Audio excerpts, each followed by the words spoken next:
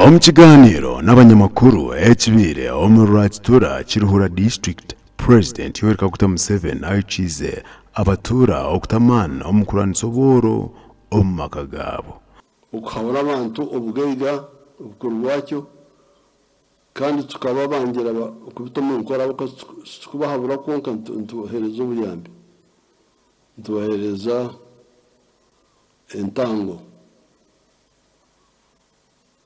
ati tafari yakana n'emirimo nimbashobora okuruguma kuvuga okwa colonialism ako colonialism no kuyaretera abantu okuvuga okutekateka hamwe uturimo twa government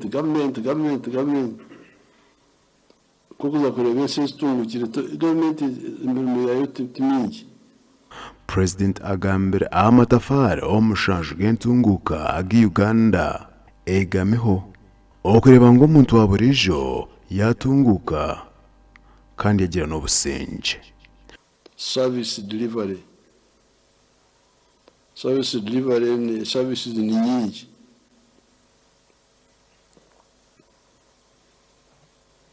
security ukwirinda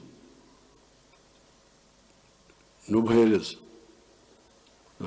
kunogira ngo ukwirinda amuno no kurwanisa ukwenda amateka security and crime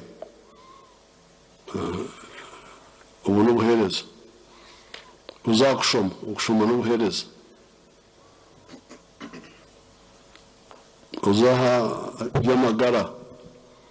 President okugamba ebyona abirahendire oltaya yorwe omuri nkore kandi nagumizamo okushirira karuru erizoba yasiba omuri Kasese na Bunyangabo.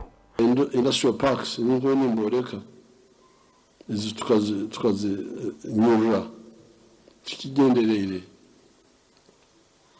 ntwenda ngo amakorera gakora ibintu gabikora aha gakozesa raw materials zetu kandi gatungira abantu bete imirimo ya insistungukire nebiri mu commercial agriculture manufacturing ubuhinzi n'uburisa amakorero hamwe na services ubuhereza. Abwa TV West ndi Senyomo Gideon.